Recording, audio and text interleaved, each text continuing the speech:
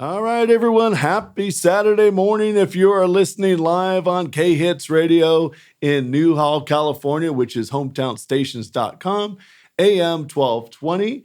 And welcome to the Speed Traveler Roadshow. We're going to talk cars this morning, and we've got some interesting things to talk about today, Kelly. Hi, guys. So I have some news. It's BMW news, which is my favorite, I would say. The all-new 2024 BMW 5 Series is gearing up for a grand debut in the final quarter of 2023. One of the additions to the lineup is the brand new all-electric i5.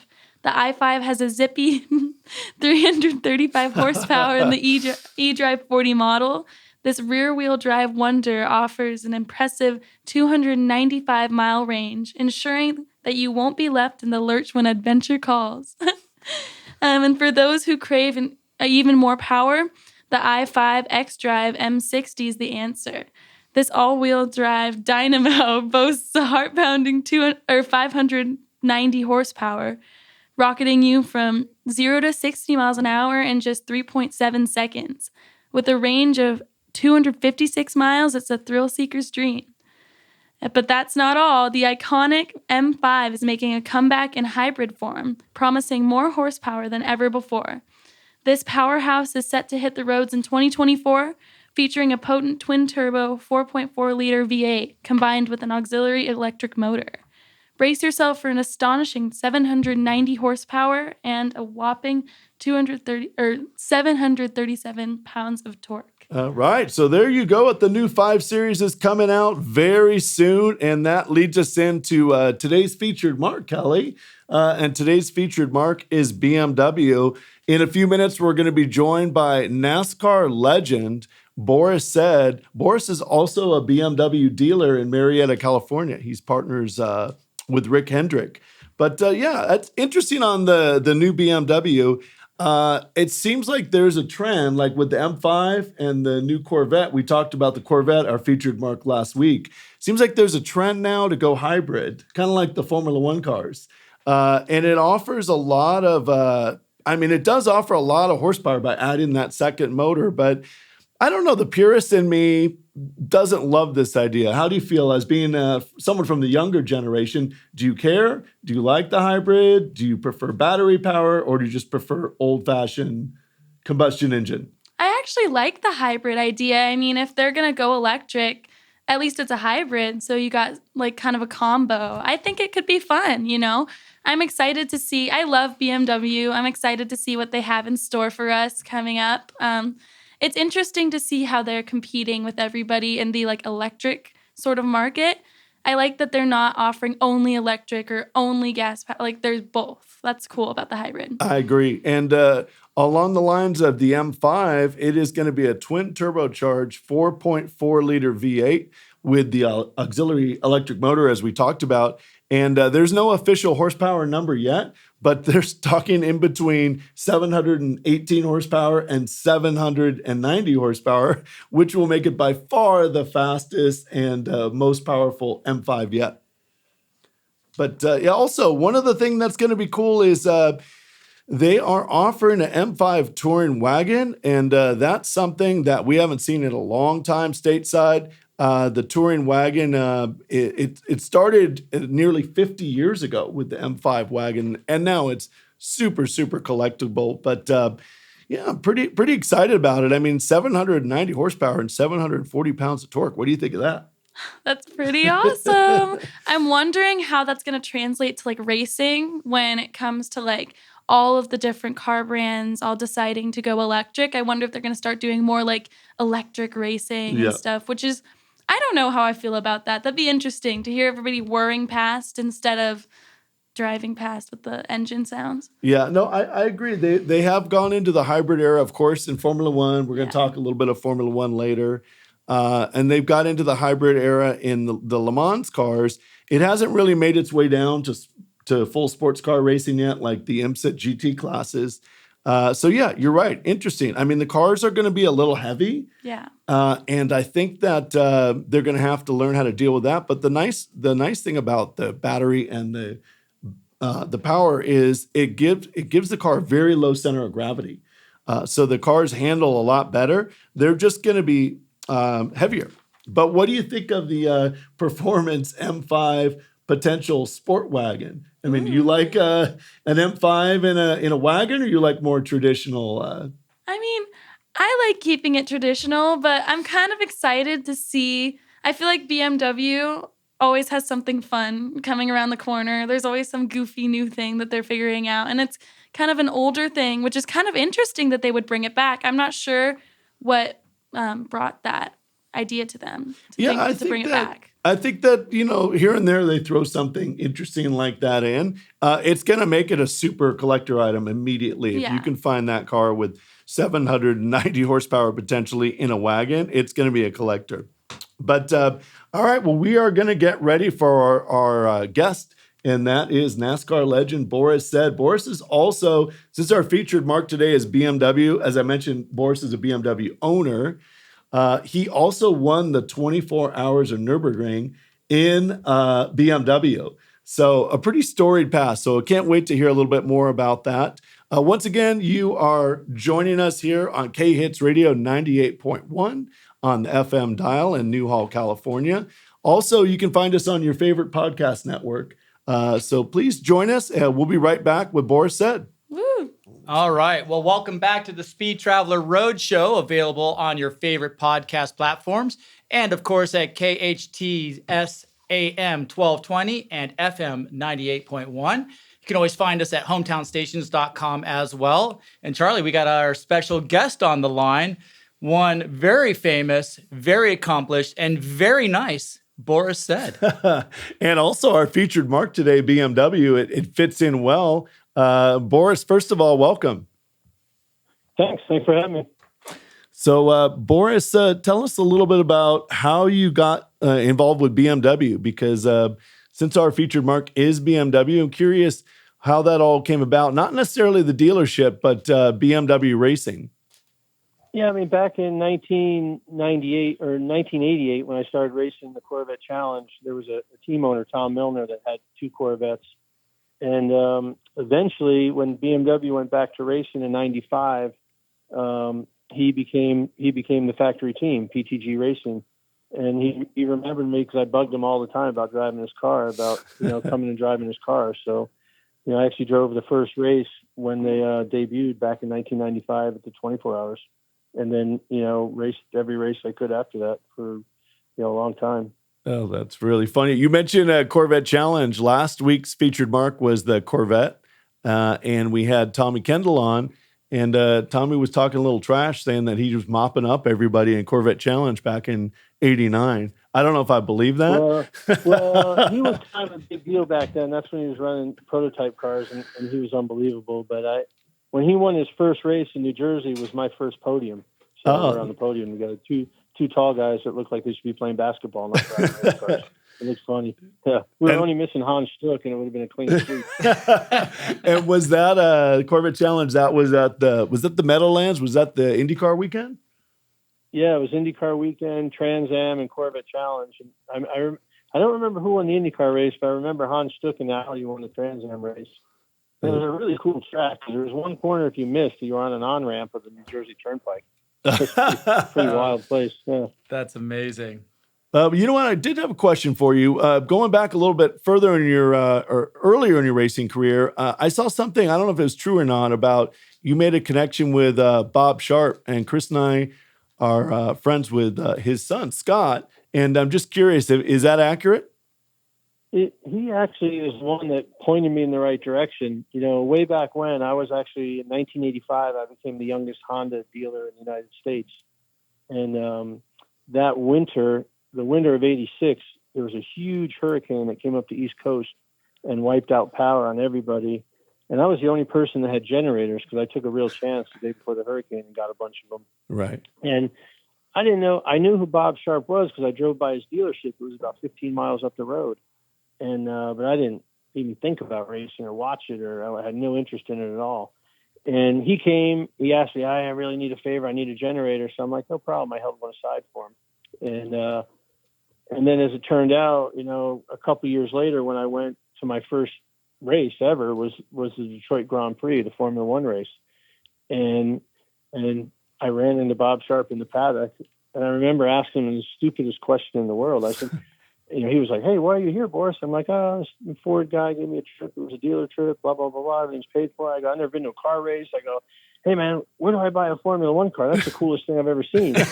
And I mean, he actually took the time to sit me down and say, "You need to start in showroom stock, and you need to get Skip Barber has a driving school at Lime Rock. Go to that." And I was just writing everything down, and that's exactly what I did. A week later, I went to Skip Barber, and that's what started my career.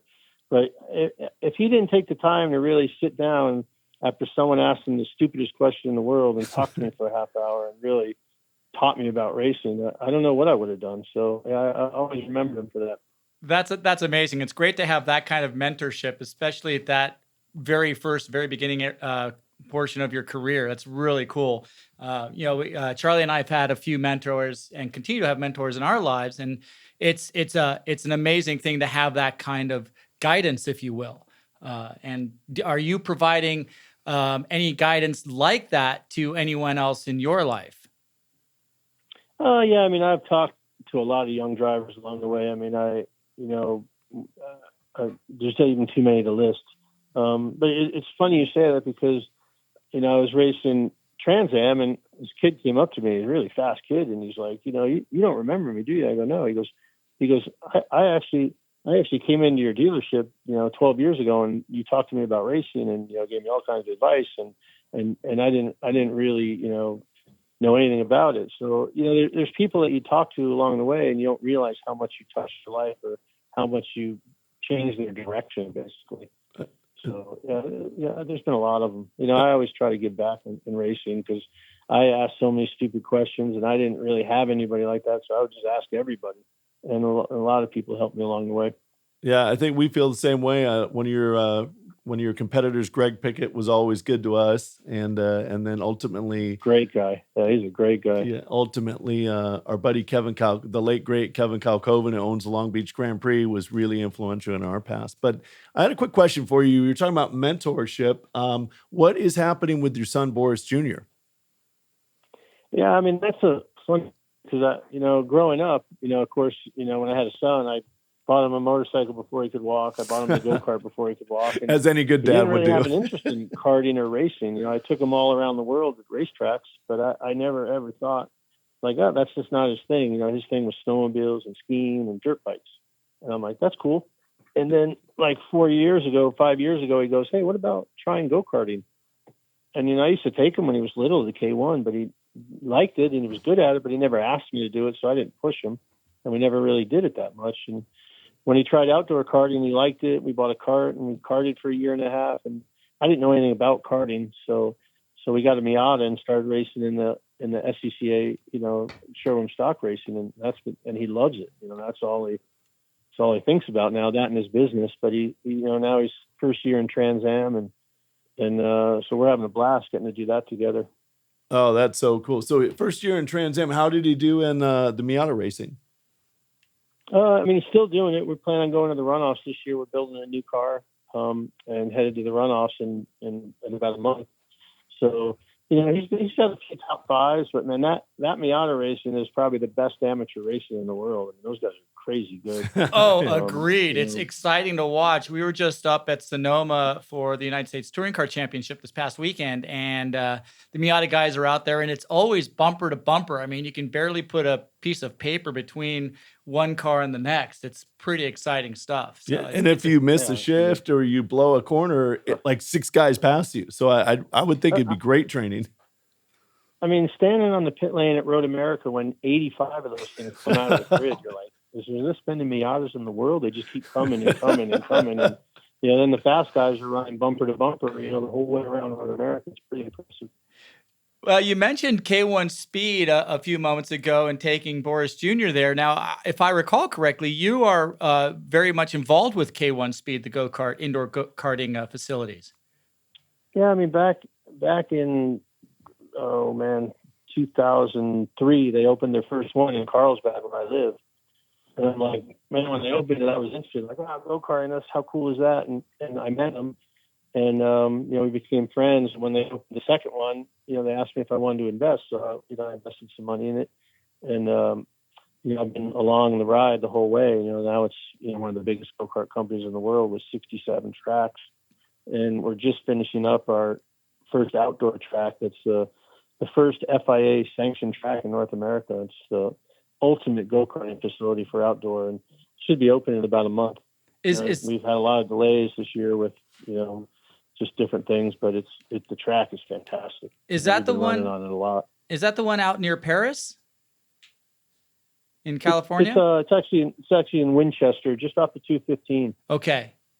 So for those of you outdoor karters that want to go check that out, I've seen some reports on that online on the news medias, and it looks like it's going to be. I've been excited to see that actually finish because, to your point, it's taken a little bit extra time to get that finished off, and it looks like it's going to be an amazing facility out there off the Winchester Highway in the 15. Yeah, and Boris, yeah, I mean, stage one will open, and it'll have Formula One style pit garages.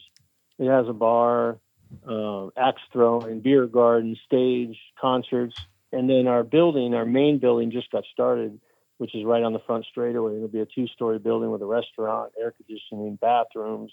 Not your typical go-kart track where you're sitting in the gravel with a portalet there is the best you got. Facility. That's pretty funny. And, it sounds like it's going to be a very high class facility, but you mentioned two things that you normally don't put together, and that's alcohol and axe throwing. How do you get a permit for an axe throwing facility? California, we're liberal out here. We can do anything we want. I absolutely love it. Well, we have to get El Bandito Yankee Tequila out there. Oh yeah, for sure. But quick question, Boris. Since BMW is our featured marque today, tell us about winning the 24 Hours of Nürburgring.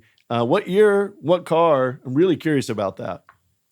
Well, it was they invited me to do it in 2003 when they went back to Nürburgring with a factory effort in Schnitzer, and I wanted to go there so bad. It was on my radar, my bucket list. I mean, that 15 miles of road is probably the best road you could ever drive a car on. Wow. It's the ultimate bucket list for anybody that likes driving fast. And, I was trying so hard to get BMW, and they were like, no, it's not an American thing. An American can't learn the track. And they were just so negative on it. And then my buddy Hans Stuck, though, we were driving at the time, he talked him into letting me in. So, I got to do 3 years with the factory Schnitzer team. And, I won in 2005 overall. And that was probably one of the highlights of my career, I think. Just me personally, that meant a lot because it was such a daunting task. And the 230 cars in the race, 24 hours, different weather around the track, being all 4 wheels off the ground 3 times a lap. There's just nothing like driving a lap on the limit at Nürburgring. Nothing comes close to it. Unbelievable. I mean, not like you just said, not only to just drive the track, but then be overall champion. With that many cars on track, I mean, I get nervous when there's 50 cars out on track. Right. you just think 230 cars trying to get out of the pit lane. Yeah. And pitting with 8 cars per pit. It's unbelievable how many different challenges there are on that race than a normal race. How do you? And then where the track is, it's a track right in the Ardennes forest where the Battle of the Bulge was fought, and to be an American standing up there, with an afro from California on the victory stand, I mean, Hitler was looking up thinking, man, that's crazy. So I felt really proud to be an American there doing that, where so many American lives were lost, fighting for what we have today. Oh my God, that's so funny. And you said, this big, tall American guy with this giant afro. Now, I remember back in the day, it became very popular, the Said heads. So everyone had their cardboard Boris Said afros, and they put them on their head. And I actually think I still have one in my garage. And I don't know exactly where that started. I thought it might be Road America, where the first Said head popped up, but I actually think it was Watkins Glen, NASCAR makes sense. Is where it started, and there was always more than anywhere. It was, at first I thought it was kind of creepy, because I'm like, man, Jeff Gordon and Dale Earnhardt Jr., they have all these girls screaming their names, and I have a bunch of 40-year-old guys wearing wigs, drinking, screaming my name. But after a while, I mean, they're just having fun, and I'd probably be doing the same thing, but not for me, for somebody else. But Yeah, and it was pretty neat. and your is it your business partner in BMW Marietta is a famed race car owner, Rick Hendrick, correct? Yes, correct. That's really And that's awesome. something. If you would have told me that 20 years ago that I'd be in partners with Rick Hendrick, I'd told you were on drugs. But yeah, he's been my mentor for the last 12 years in the car business, and he's just been a great, fantastic guy.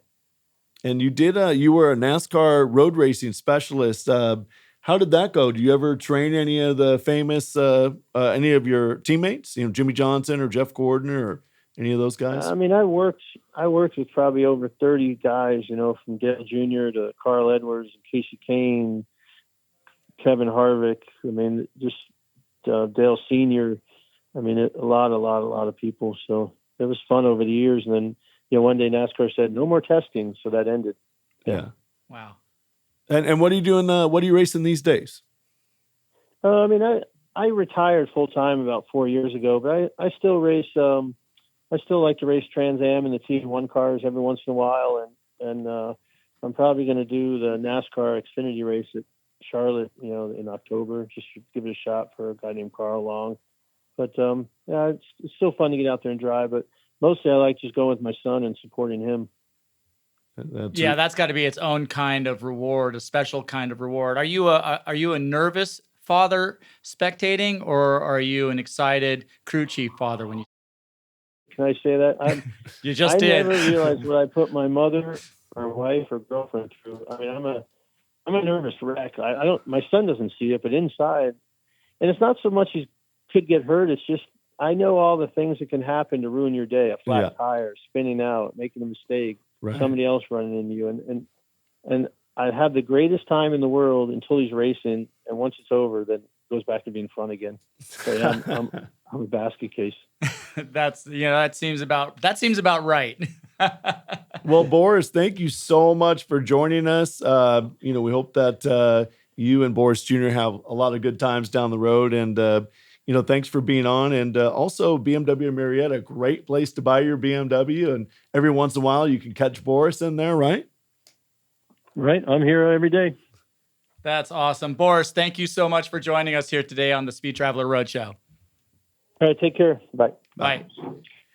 Well, that was Boris Said, world famous race car driver, entrepreneur, and all around great guy. You're listening to the Speed Traveler Roadshow, available on KHTS, AM 1220, FM 98.1, your favorite podcast platforms. Of course, you can find us at hometownstations.com. And please message us with any questions, comments that you have. We'd love to hear what you have to say. And don't forget, Chris, people are more than welcome to go to the Speed Traveler channel on YouTube. You can message us there, leave a comment. Actually, I think the first 10 people that leave comments, we're sending a Speed Traveler t-shirt to right now. That's absolutely right. So thanks for listening. We'll be back in a moment. All right. Welcome back to the Speed Traveler Roadshow. We are on KHTS Radio in Newhall. That's AM 1220 and FM 98.1. We're also available on any of your podcast networks and also on YouTube. You can check out the Speed Traveler directly there. But Chris, we're going to get in to our featured marque now, which today is the BMW, a brand that is near and dear to your heart since you have a BMW race car. Yeah. We had a weekend this past weekend. We'll get into a little bit later on, but we run a 1995 E36 M3 in the United States Touring Car Series. But honestly, I'd rather talk a little bit more about the Pebble Beach Concours d'Elegance and also the Bavarian Batmobile. The Bavarian Batmobile, for those of you who don't know what we're talking about, that was BMW's race car from 1973, I believe, to 75. We saw that car live in person at Riverside Raceway when I guess we were about, 9 years old, 8 years old. I'm going to go with 3 because, are we really that old? No. Cranky old men? Yeah. But the LA Times Grand Prix was a famous race here in Southern California. It was For those of you that don't know, the LA Times was a newspaper where the words were actually printed on paper and is delivered by an 8-year-old on a bicycle to your doorstep. no liability in there. Yeah, they would print it on paper and drop it on your front door. I mean, imagine that. Yeah, I feel like that the Instagram of the day. But the LA Times I think at the time was owned by the Chandler family. They were big race car people, and they sponsored the Grand Prix out at Riverside Raceway, which was where we both learned to race. And sadly, it's a failing mall right now in Moreno Valley on Highway 60. Yeah, it is a sad story to touch on that a little bit further. The race car track was there long before there was anything out there. They built the race car track out in the middle of effectively a desert. 1953, I believe. Yes, that's exactly right. And then homes started moving into the neighborhood, and then of course everyone that lived in those homes started complaining about the noise. So the track got shut down. They turned it into a mall that, like you just said, is subsequently failing miserably. Yeah, it's a shame. And there were some famous guys involved. There was Les Richter was one of the original owners, along with Bob Hope, which is really pretty cool. That's right. So Bob probably did okay. And it's funny you mentioned, we're going to talk about our weekend in Sonoma a little later, but I'm going to remind me to bring up the story about the sound, because the racetracks go in and then homes come later, and then there's a big issue with sound once the homes come in there. And so we did have an issue with that. So we did. But we're going to talk about that. But we're going to get back real quick to BMW. If you want to buy the street edition of the BMW, the Bavarian Batmobile, they're floating around out there, Chris. We pulled up. What is it, about $250,000? At minimum, $250,000 minimum. Starting at? Yeah. So, but I mean, if BMW is your thing and you've got the money, this might be something you want to take a look at. The market for classic cars and old race cars, and it went absolutely crazy. And, by far you made more money investing in some classic cars and race cars than you ever could in the stock market. Right. So it really is interesting, but, and you can drive them. Well, I mean, look at what Adam Carolla's done with his collection. Exactly. Everyone called him crazy for buying Paul Newman's Porsche, and it immediately went up tenfold in value. Yeah. So, I think he paid $4.4 million. He said he begged, borrowed, and stole to get that money, and it's worth way over $10 million now. So I mean, that is not bad. Not a bad day. But back to BMW, you could find the 1975 BMW 3.0 CSL, and you might have to translate the L, which I guess is light in German. Yeah, Licht. Similar to the 3.0, that car, you can also look at the BMW TI. Yeah, 2002 Ti. Yeah, and TII, and you can get those in really good nick for about $40K. Yeah, you have to look and you have to browse. You have to browse deeply, and you always have to check the undercarriage. I mean, fortunately, this era of vehicle is built with really good, lightweight but really strong steel, so they're very durable in that sense if they're well cared for. I mean, a good friend of ours, Doug Stuman, had a 1976, I think it was, 2002 Ti. And it was just a beautiful, beautiful car. Unfortunately, he used that as a daily driver, and that daily driver routine eventually caught up with him, and it got totaled in an accident. Very unfortunate story, but just a classic car, and that is kind of the foundation of the BMW cars we see today. The 3 Series today, inspired. Yeah, absolutely. Its motorsports is incredible. The panoramic windows, you're sitting there, it's got great visibility. Yep. And that's one of the differences between, say, for example, a BMW 3 Series and a BMW 4 Series. The 3 Series is very much modeled after that chassis style. Yeah. So you have great forward and rearward visibility. Yeah, I mean, as you said, it's a good, for about $40,000, you can find a good one. We looked up on Hemmings before we went on this morning, and you can find a great one for $40,000. I mean, it's only going to go up. I mean, the 3.0 CSL, that's a whole nother story. I think the cheapest one we could find was $300,000, and they went up to $600,000, $700,000, $800,000. Unfortunately, I think those days are gone unless you've got some money to invest. But I want to bring up one more BMW that I think is a future collector. There was, of course, the boot that was in around 2000, and that was the Z3. And you know what? I don't Charlie. Yeah, Z. sorry, the Z3. Those prices have gone absolutely crazy on those cars. But the later version of that car, which is the Z4M from 2006 to 2008, those cars aren't bad. The pricing. We pulled it up again this morning. We actually looked at Car Gurus this morning on that, and you could find a really good one for about 30 grand. Those cars have 330 horsepower. I personally like the Roadster, but it just seems like the coupes are always more valuable in the long run. Yeah, they really are. And it's, you mentioned the horsepower. It's got that really nice 3.2 liter, 6-cylinder engine in there that really produces quite a bit of torque. So it's a lot of fun to drive. And what I do like about the convertible, the Spider, is that you can change the balance of the car. Like every BMW, pretty much across the board, is really good 50-50 weight balance. Right. Whereas and that's true for the convertibles and the removable hardtops as well. But when you put the top down, it shifts some of that weight to the back of the car. So it changes the driving style of the car. Which that's a great point. Is really a lot of fun. Put some weight over the rear wheels. And for guys that race rear-wheel drive race cars, we know that sometimes you need a little extra weight back there. Yeah, well, that also goes to set up what you like. Do you like a balanced car? Do you like a loose car? Or do you like a tight car? What do you like? But that's a conversation for later in the day. But if you are in the market, that is, we think a future collector. The Z4M cars at 2006 to 2008, and you can find them, like we said, you can find them for as low as 20,000, with some miles on them. But keep in mind, you want to probably buy it from a private individual. And so you're going to have to do your homework. And we always say that's kind of the fun of buying classic cars. Right. Is you find these crazy characters out there, and you've got to dig and dig and dig, and it's like finding a diamond in the rough sometimes. It really is. You're out there panning for gold, and you're going to get a lot of dirt, but every once in a while you get that nugget, that fine piece of shiny metal in the bottom of your pan. Yeah, and that, for sure, if you just want to do it the fast way and look on Car Gurus or Hemmings or something like that, you'll find some ones there, and you'll get a sense for what they cost. But be prepared to pay a premium for that. I agree. You're going to pay a premium. Otherwise, just dig. Try and find a private owner. Try and find someone that we always look for someone that's had the car on the market for 30 or 60 days, which you generally will say on Auto Trader or on Car Gurus. Yeah, you bring up a really good point in that generally speaking, you don't want a car, especially of this generation, that's gone through 5-6 different owners. You'd want to be, on the outside, you would like to be the third owner. Agreed. If you can be the second owner, even better. Agreed.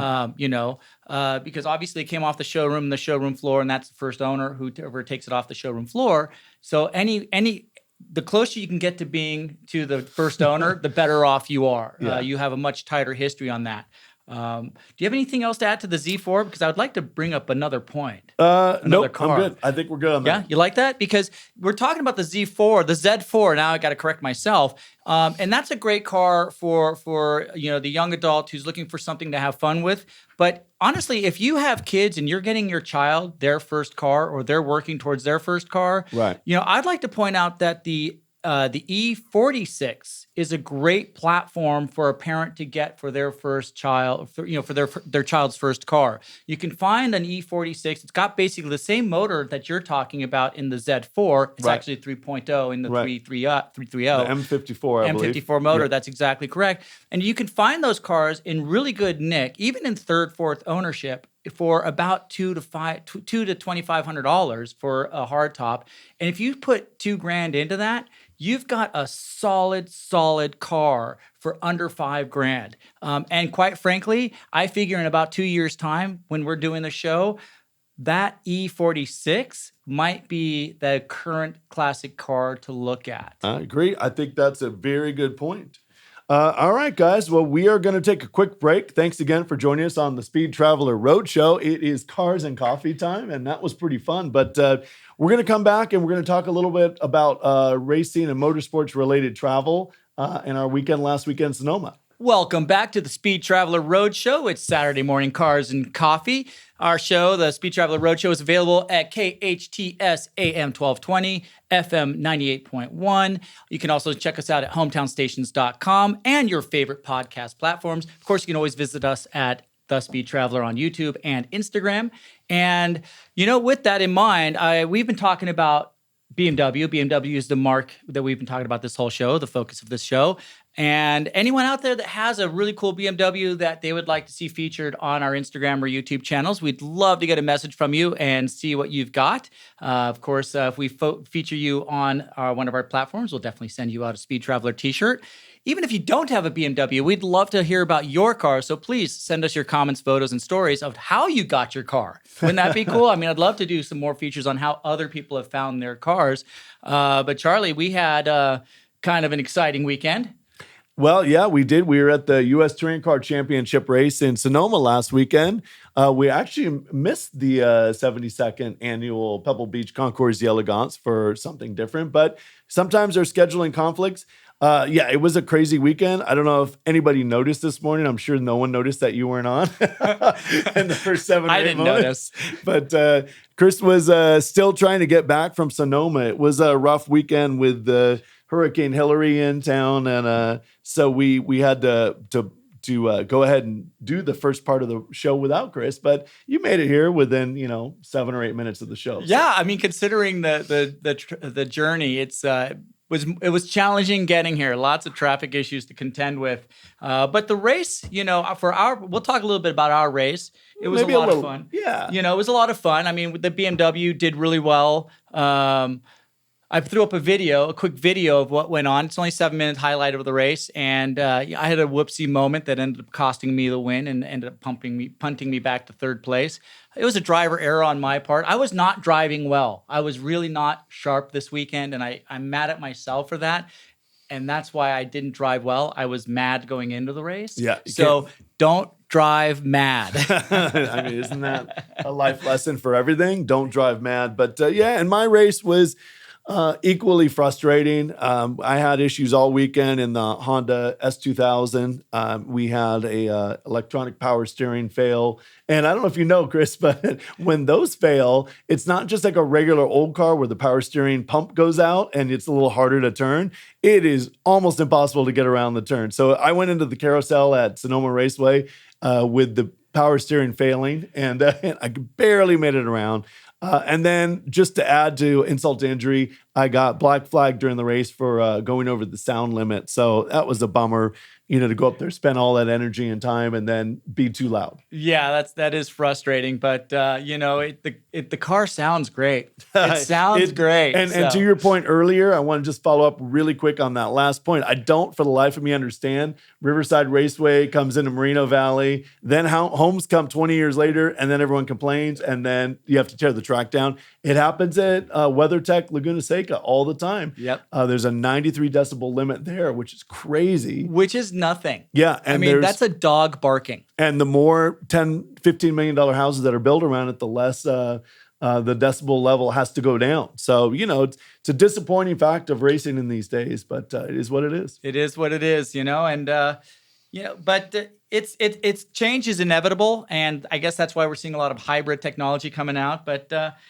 getting to Sonoma was a lot of fun. There's some great roads up there. We actually did a little road trip out to the Vassar family vineyards. Oh yeah, V12 Vassar family vineyards, and that was quite an experience. I mean, Vicky really treated us well. Oh yeah, and if just to backstep just a tiny bit, I think if you haven't been to Sonoma and you haven't brought your car, I mean, that is really the place to go for a car person or a car family. There's all these amazing windy roads. And then towards the end of the day, what we like to do is, some people go there and they booze all day long at the wineries.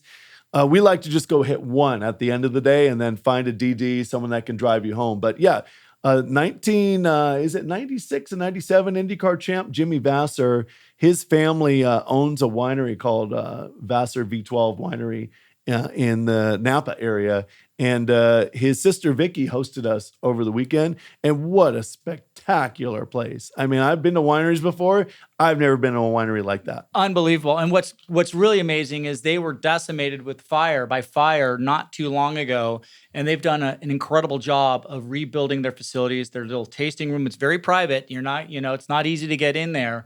It's up a winding road. It's tucked in the hills. Right. And they basically are on 4 different slopes. Their grapes are grown on 4 different slopes, so they have very different tasting wines available from their white wines to their nice bold red wines. Oh yeah, I mean, I didn't realize they made a Chardonnay. They make a Chardonnay now. They make a Malbec, which was unbelievable. Unbelievable. And then they make their V12 500, and they make their 444. I mean, when we say spectacular wines, we're not just doing this because they're our friends. I mean, they are spectacular wines. So. And that comes from an area, from a region where, especially for you, Charlie, all your favorite wines come from that region. Duckhorn, and a number of others. Yeah, the Stag's Leap District. We've got Duckhorn there. You've got Ragusa, a little smaller one. You've got Camus. I mean, just great wineries in that area. Yeah. So it's a great road trip. Basically, what we're talking about is a great road trip getting up there.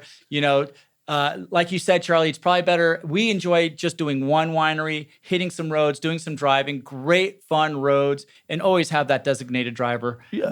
If you think you're drunk, you're drunk. You're drunk. And just to add a little more to that, if you're a NASCAR fan, there's a NASCAR race up there every year. There's the NHRA race. So, pick a motorsports weekend. Don't just hang out at the track all weekend, because Sonoma's a place where you're going to want to go check out the area. I mean, the Sonoma Valley and the Napa Valley, I mean, they're just unbelievable. As a matter of fact, just to add a little tip to that, we stayed at a place, we actually stayed at the Best Western downtown Sonoma. And what was nice about that is you could walk to everything. It's a little tiny compact town. It is. It was a half a block away from the town center, and there's some great restaurants. Can't name them all. There's so many that are so good. And the locals are always out, and they're very inviting, very friendly. Yeah. They always want to pet your dogs and what have you, be your dog's best friend. So it's a great place, a really fun community to visit. Yeah. So, shoot us a line on the Speed Traveler Instagram or on YouTube. Let us know if you're going. We'll give you some recommendations. One last one I forgot to mention is there is a spectacular resort called Auberge des Soleil in the town of Rutherford, which is on the Silverado Trail. So it's kind of the east side of the Napa Valley. There's no sign. You just kind of have to know it's there, but probably one of the top 25 resorts in the world. I mean, it is absolutely spectacular. And they were so nice to us. You just pull in, they're very welcoming. And we just had a great time. Went in and had a drink. You don't have to go in and have a $500 or $800 dinner. You can go in and have a glass of wine and enjoy it. Yeah, it's fantastic. Like you said, everyone's super friendly, from the valet to the general manager, and everyone in between. Everyone's super, super friendly. And it's a very well-run ship, and they pride themselves on that. So yeah, absolutely visit the Auberge des Soleil. So. Yeah. You know what? It's a time to talk. We got a few more minutes. We'll talk a little bit of F1.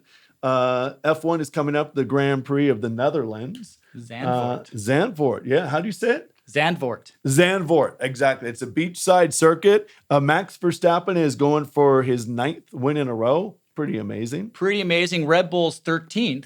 Yeah, going for 13. So that's pretty amazing as well. And an interesting note about the Zandvoort course is it is one of the tracks. It's the only track with the kind of banking that you might see on a NASCAR facility. There's a turn in there it's much tighter than a NASCAR turn, and it's heavily banked. I think it's 17-degree banking at the top and 13 at the bottom, which is NASCAR level banking. And there are 27 different lines through that turn, and we'll see 28 of them used in this weekend's race. It's going to be exciting. Yeah, I can't even imagine what it's going to be like on the ground there. If any of you go to that race, shoot us a line and let us know. You've been to a lot more F1 races in Europe than I have. But the Dutch fans are nuts, and Max is going for his 9th win. What do you think that's going to be like? It's not a foregone conclusion because anything can happen, and it usually does. I think it's amazing. I love seeing these records being broken. The only drawback to that is it's boring racing at the front because Max is just so dominant. I mean, obviously, Chris Horner, Adrian Newey run an incredibly tight ship. Helmut Marko at the top of the helm there, of course. And Max Verstappen is just so determined. He wants it, and he wants it bad. He's an aggressive and a determined competitor. So if he gets the front, it's all over. I doubt he would make a mistake. But the middle of the pack racing is pretty incredible. I mean, in previous years, Fernando Alonso has just done some amazing passes, Kimi Räikkönen-esque passes at this facility. So I think they're going to get that win. Yeah. I think Max is going to get that win.